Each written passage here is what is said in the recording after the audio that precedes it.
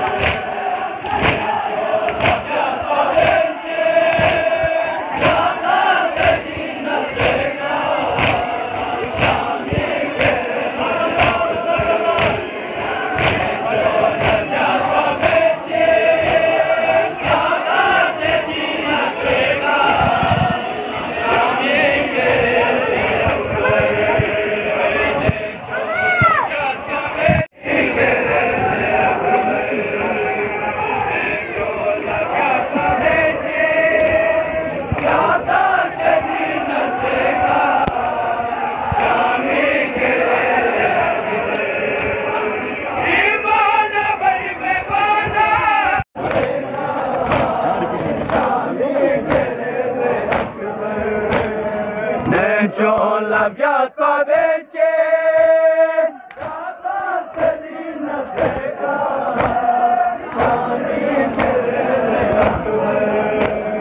Mencio l'abbiat pavece